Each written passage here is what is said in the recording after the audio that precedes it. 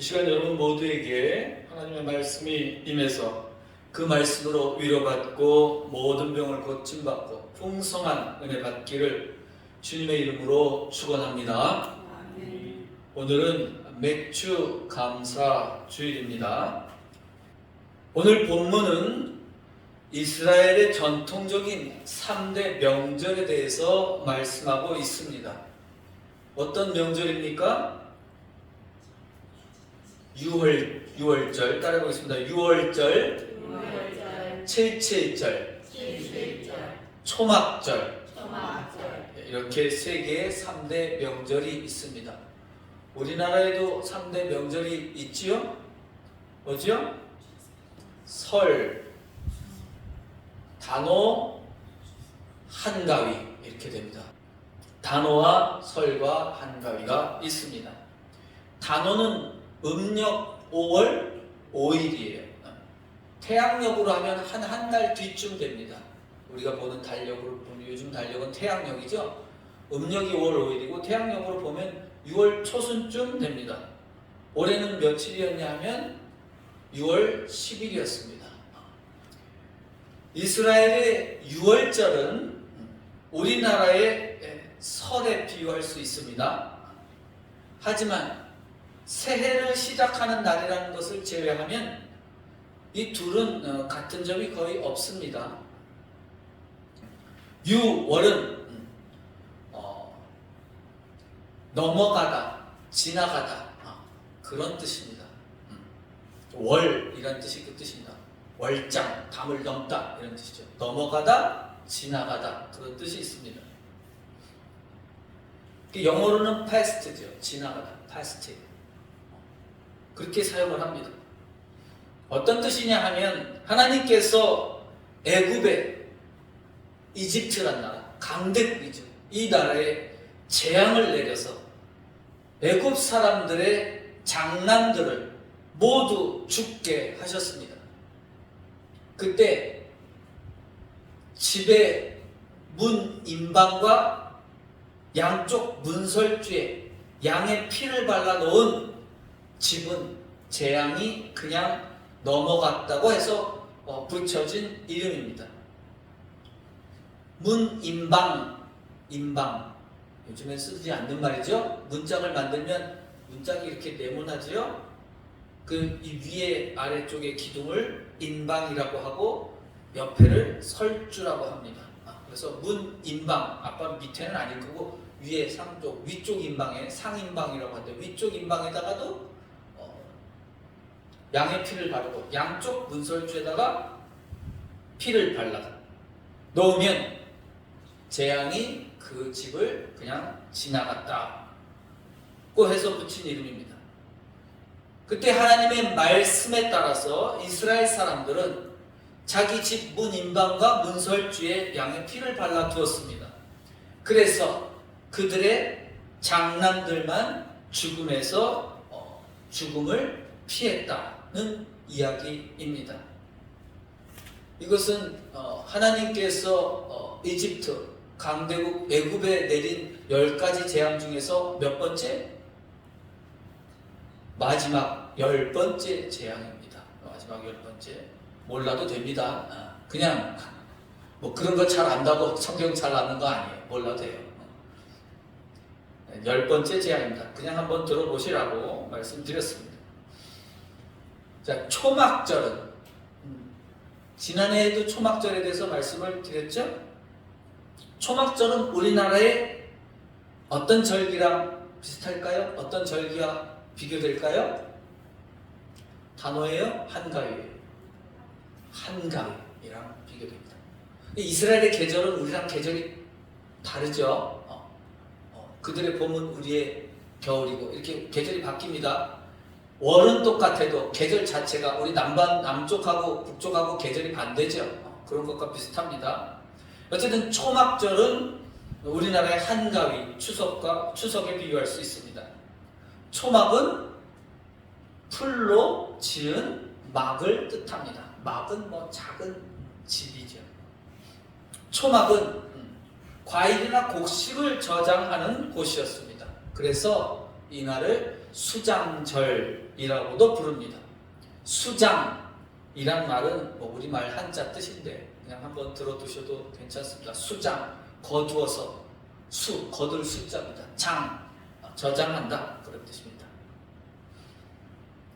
자, 이제 이 유월절과 초막절 사이에 있는 것이 칠칠절입니다. 칠칠절은 말이 쉽죠? 이건 아마 한자로 쓰지 않고 칠칠절, 누구나도 알아들을 수 있는 아주 쉬운 말입니다. 초막절도 쉬운 말이죠. 우리말 한자로 써서 그렇지 풀로 지은지 얼마나 쉽죠. 6월절은 지나가는 날 너무나 쉬운 말이에요. 이게 우리말로 한자로 만들어 놓으면 다 어렵게 들려요. 이게 옛날 양반들이 이렇게 만들어놔서 그래요. 그러니까 영어 성경을 보면 훨씬 더 쉽다 그래요. 왜냐하면 영어는 뭐 이거 초등학생도 알아들을 수 있는 말이에요. 근데 우리말로는 6월절, 6월이 뭔데? 초막절, 초막은 또 뭐예요? 한자를 모르면 전혀 이해하기 어려운 단어들이죠. 그런데 그 중에 그래도 그나마 제일 쉬운 게 77절입니다. 77절은 뭐예요? 7일을 7번 센 날 다음 날을 말합니다. 7 곱하기 7은 49일이고 다음 날은 이제 50일째 되는 날입니다. 이 50일째 되는 날을 그냥 50날 이러면 되잖아. 그죠? 우리는 50날 이러면 되는데 이게 또 양반들이 또 그거를 또 어려운 말로 써놨어요. 오순절.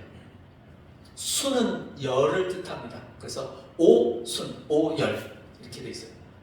사순절, 오순절. 순이 열흘을 뜻한다고 그랬습니다.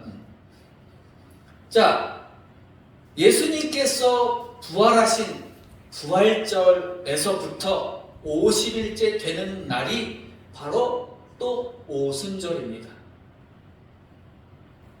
이 오순절을 다시 뭐라고 부르나요?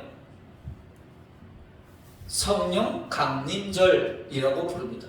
그러니까 우리가 성령 강림절이 시작되는 건 이번에는 5월 말쯤에 시작됐는데 좀 일찍 시작했어요. 그건 뭐예요? 성령 강림절은 언제 시작한다고?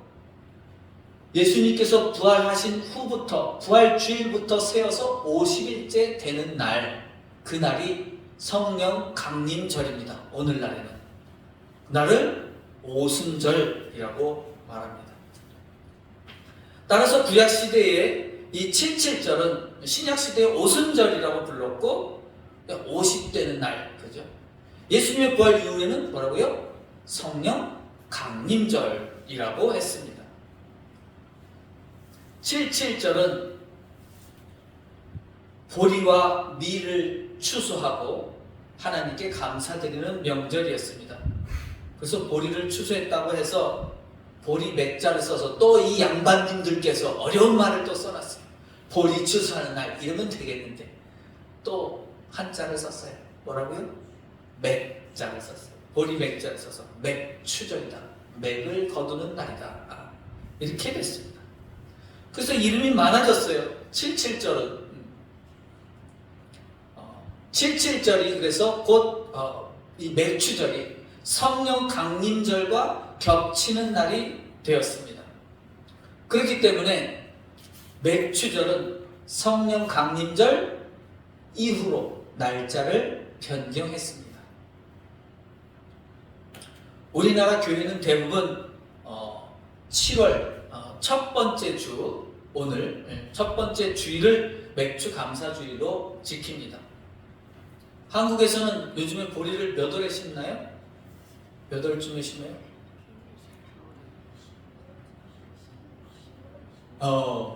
예전에는 10월에 심었답니다. 그 전에 10월에 심어서 보통 그 다음에 4월이나 5월에 거두었대요. 근데 요즘에는 이제 아마 농사법이 발달해서 그런가 2월에 심는답니다. 2월에 심어서 6월 말쯤에 2월에 땅이 이제 좀 풀렸을 때 아마 바로 갈아서 남쪽에서는 제가 그런 거 봤습니다. 어쨌든 그렇게 해서 6월 말쯤에 걷죠. 6월 말쯤에 걷어들인다고 합니다. 그러나 이제 6월에 사실 또 벼를 심어야 될 거라면 이모작을 하려면 사실은 4, 5월쯤에 다 걷어들여야 되겠죠. 그리고 또 다시 갈아서 6월에 또 못 심어야 되니까. 어쨌든 그렇습니다. 우리는. 그리고 보리수확 시기에 맞추어서 우리나라는 보리수확 시기에 맞춰서 맥주 감사주의를 정했다고 보면 되겠습니다. 그래서 7월 첫 주로 한 것입니다. 항상 여러분들에게 드리는 말씀이지만 성경에 있는 절기의 날짜는 원래 없지요. 날짜가 없어요. 날짜는 없지만 또 모두 정확한, 우리가 아는 그 날짜들은 다 정확한 것은 아니다 라고 말씀드렸습니다. 성경에는 날짜가 나오지 않기 때문이죠. 물론 나오는 것들도 많이 있습니다. 많이 있지만 그러나 정확하지는 않습니다. 모든 절기들은, 우리가 모든 절기의 날짜들은 세계의 교회들이 서로 약속해서 새로 정한 것입니다. 크리스마스도 12월 25일이지만 서양의 국가 두 개는 크게 다르게 지냅니다. 서로마 쪽 때는 12월 25일이고 동로마 쪽은 1월 6일입니다. 그렇게 달라요, 서로가. 그리고 그렇게 정한 것도 다 성경에 있는 어떤 날짜가 있어서 정한 게 아니라 전통을 따라서, 축제 전통을 따라서 정한 것이다 라고 그냥 그렇게 알고 계시면 됩니다. 왜냐하면 이런 걸 알려드리는 까닭은 무엇이냐면요, 뭐 그게 대단한 것처럼 유튜브 같은 데 보면은 대단한 것처럼 막 얘기를 해서 그러니까 성경은 이상하다 이런 식으로 말하는 사람들이 있어요. 넌 몰랐지, 성경에 원래 크리스마스는 이런 날이야, 예수가 태어난 날은 아니래, 뭐 이렇게 얘기한다 그죠. 중요하지 않습니다. 근데 그런 거 보면 성경에 그런 게 없대, 그럼 뭐 대단한 거 안 것처럼 난리를 피우는 사람들이 있어서 특별하지 않다. 그냥 성경에는 본래 날짜들 다 정해져 있지 않다. 그게 중요한 게 아니다 라는 겁니다. 나중에 더 자세하게 크리스마스 때 12월 25일이 어떻게 정해졌는지 말씀드릴 수 있습니다.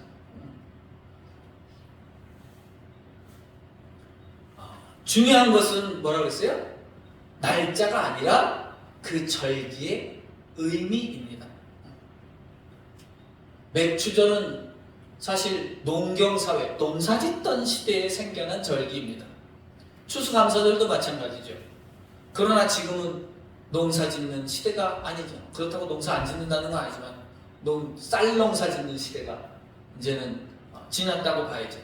옛날에는 대부분이 다 농사 짓는 사람들이 거의 다였죠.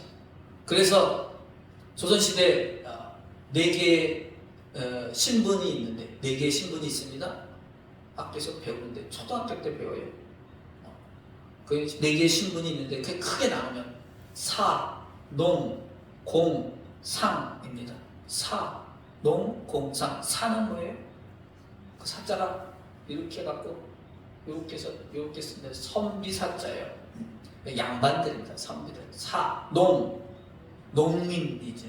공, 그 기구 만드는 사람, 농기구 만드는 사람. 상, 이 장사하는 사람. 그러니까 이렇게 하이어라키 위에서 이렇게 말하면 제일 높은 계급이 신분이 사, 그다음 농, 공, 상입니다. 이렇게 순서대로. 그러니까 제일 핫바디가 뭐예요? 제일 천대받는 직업이 뭐예요? 상이에요. 돈 만지는 거 옛날 사람들은 엄청 싫어했어요. 저희 어머니도 저한테 돈만 만지면, 돈만 들고 있으면 야, 돈 그거 더러운 거다. 저 그렇게 배웠습니다. 돈 그거 더러워. 저 거지도 만지고, 맞는 말인 것 같아요. 거지도 만지고, 그런 돈을 자꾸 들고서 그렇게 하지 말라고. 그 돈을 더럽게 여겼습니다. 그래서 양반들은 돈을 어디에 넣고 다녔어요? 소매에, 여기다 넣고 다녔어요. 이걸 소매라고 합니다. 여기다 돈을 넣고 다녔어요. 전 돈을 꺼낼 때 어떻게 꺼내요? 이렇게 해서 꺼내죠. 그래서 생겨난 말이, 여기 소매에다가 돈을 넣는데 이러고 다닐 때 뒤에 와서 시장에 가잖아요. 장에 갈 거 아니에요. 옛날에 남자들이 장에 다녔으니까 양반들이 돈을 넣고서 절절절절 갑니다. 여기 다 들어가면, 돈이 들어가면 이렇게 축 처지겠죠? 다 알죠? 저기 돈 가져가. 그러면 장에서 이제 이 도둑놈들이 막 지나가서 그 소매를 탁 쳐요. 그럼 돈이 쫙 떨어지겠죠. 그런 막 정신없이 이제 와 그럴 때 돈을 가지고 도망갑니다. 그런 사람을 뭐라 그래요? 소매치기라고 하죠. 들어보셨죠? 소매치기입니다. 땡 쳐갖고서 돈 찾쳐서 소매치기. 옛날에는 농민이 아주 많은 시대였죠. 그러나 지금은 어떤 시대예요? 산업사회, 상업사회예요. 오늘날에는 뭐가 제일 꼭대기에 있어요? 산업공상이 완전히 거꾸로 뒤집어 버려졌어요. 상공회의소라는 말 있죠? 상공회의소예요. 상자가 제일 앞에 왔어요. 오늘날에는 상인이 최고다. 그런 시대입니다. 그러니까 옛날에 가장 천대받던 직업이 지금은 가장 대우받는 시절이다. 그 대신 뭐가 문제가 돼요? 아주 이 돈이 대우받는 시절이니까. 뭘 성경에도 항상 그런 시대가 있었습니다. 그러나 이제는 아주 대놓고 돈이 대우받는 시대다. 그래서 세상은 더 험악해졌습니다. 어쨌든 지금은 농민보다는 공장과 회사에서 일하는 노동자들이 훨씬 많습니다. 그러면 이 농업사회 때 생겨난 맥추절의 의미는 어디에 있을까요? 맥추절은 어떤 의미가 있을까요? 맥추절뿐만 아니라 다른 절기들, 성탄절, 부활절, 추수감사절, 이 네 절기의 공통점이 뭘까요? 그것은 바로 감사하고 잔치하는 날이라는 것입니다. 감사와 잔치는 하나로 연결되어 있다라고 지난해 맥추감사주일에 말씀을 전했습니다. 감사와 잔치는 하나로 연결되어 있습니다. 감사와 잔치는 하나입니다. 따라해 보겠습니다. 감사와 잔치는 하나입니다. 네, 이 말씀은 앞으로도 계속 반복해서 전할 것입니다. 먼저 감사한 후에 잔치를 엽니다. 선감사 후 잔치입니다. 교회의 잔치는 감사로 이루어지는 축제입니다. 이스라엘의 축제도 감사로 이루어진 잔치입니다. 감사가 없으면 잔치도 없는 것입니다. 또 감사가 없는 잔치는 악한 것입니다. 감사가 없이 잔치를 즐기는 것은 만물을 창조하고 만물의 주인이신 하나님을 부정하는 것이기 때문입니다. 우리가 거두는 곡식은 본래 하나님의 것이며 하나님께로부터 온 것입니다. 하나님께서 기르셨습니다. 함께 따라 볼까요? 하나님께서 기르셨습니다. 아멘. 곡식은 오늘날 자본주의 사회에서 돈과 같습니다. 우리가 수고하여 버는 돈, 버는 재물도 모두 하나님의 것이며 하나님께로부터 온 것입니다. 오늘 본문 10절에 어떻게 감사해야 하는지에 대해서 가르쳐주고 있습니다. 10절을 다 같이 천천히 읽어보겠습니다. 내 하나님 여호와 앞에 77절을 지키되 내 하나님 여호와께서 내게 복을 주신 대로 내 힘을 헤아려 자원하는 예물을 드려라. 얼마만큼 감사해야 한다고 말씀하십니까? 내게 복을 주신 대로입니다. 따라해 볼까요? 내게 복을 주신 대로. 하나님께서 나에게 복을 주신 만큼 감사하라는 말씀입니다. 다시 한번 따라하겠습니다. 이제 손을 가리키면서, 나를 가리키면서 나에게 복을 주신 대로. 시작. 나에게 복을 주신 대로. 네. 나에게 복을 주신 만큼 감사하라는 것입니다. 하나님께서 나에게 얼마만큼 복을 주셨습니까? 여러분에게 얼마만큼 복을 주셨나요? 스스로 자신에게 한번 물어보세요. 하나님께서 나에게 얼마만큼 복을 주셨는지 생각해 보십시오. 하나님께서 주신 복이 크면 큰 만큼 감사하면 되고, 복이 작으면 작은 만큼 감사하면 됩니다. 복이 크든지 작든지 하나님께서 주신 복만큼만 감사하면 됩니다. 더도 말고 덜도 말고 내가 받은 복만큼만 감사해도 충분합니다. 그러면 우리가 받은 복의 크기는 무엇으로 판단할까요? 여러분 다 복 받으셨죠? 그 복의 크기는 무엇으로 판단해야 합니까? 크게 두 가지로 나눌 수 있습니다. 물론 100가지도 될 수 있습니다. 그러나 크게 두 가지로 보면 그것은 믿음과 재물로 나눌 수 있습니다. 그런데 교인들 거의 대부분은 하나님께로부터 받은 재물의 크기를 복의 크기로 생각합니다. 재물의 크기와 복의 크기가 같다고 생각합니다. 대부분은 돈은 곧 복이다 이렇게 생각합니다. 돈과 힘과 벼슬과 지식과 재능과 몸매 등을 복이라고 생각합니다. 맞습니다. 간단히 하면 복의 크기는 재물의 크기로 나타낼 수 있습니다. 그러나 진실로 복의 크기는 믿음의 크기와 같습니다. 따라 볼까요? 복의 크기는 믿음의 크기와 같습니다. 하나님께서 주시는 복은 사실상 믿음의 크기대로 받습니다. 믿음이 큰 사람이 큰 복을 받고 믿음이 작은 사람은 작은 복을 받습니다. 믿음이 작은데 믿음을 그릇으로 비유해 봅시다. 믿음의 그릇이 요만한데 하나님 이만한 복을 주십시오. 그래 알았다. 이만한 복을 줬어요. 그 그릇은 요만해. 담을 수 있어요? 담을 수가 없어. 그 자기 그릇이 작은데 자꾸 큰 것만 달라고 하는 거예요. 자기 그릇을 넓혀야지. 이게 문제예요. 하나님은 큰 것 주시죠.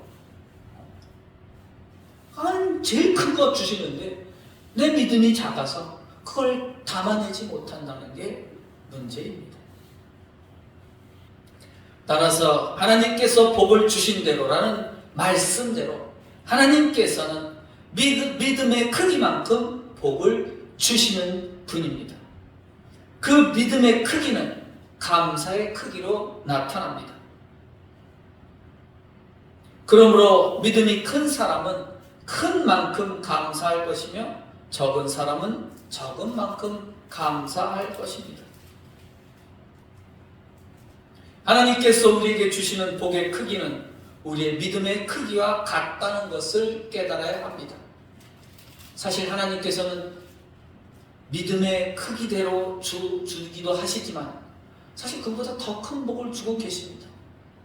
문제는 우리가 믿음의 크기를 크게 해야 한다는 것이죠. 믿음이 없는 사람은 자기가 얻은 재물이 자기 능력이나 재능으로 얻었다고 믿습니다. 그런 사람은 이미 마귀의 시험에 빠진 사람입니다.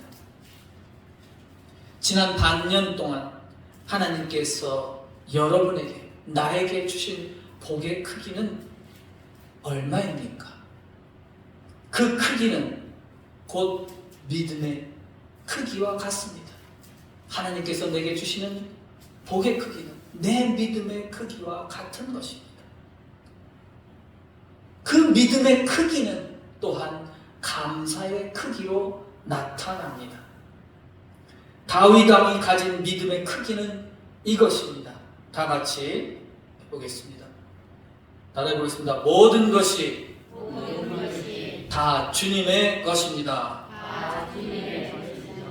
네, 잘 아시는 말씀이죠. 이것이 다윗 왕의 믿음의 크기이고 또한 감사의 크기입니다. 맥주 감사절에 다윗 왕의 고백처럼 지금까지 우리가 얻은, 내가 얻은 모든 소득과 열매는 모두 하나님의 것입니다 라는 믿음의 고백을 할 수 있기를 바랍니다.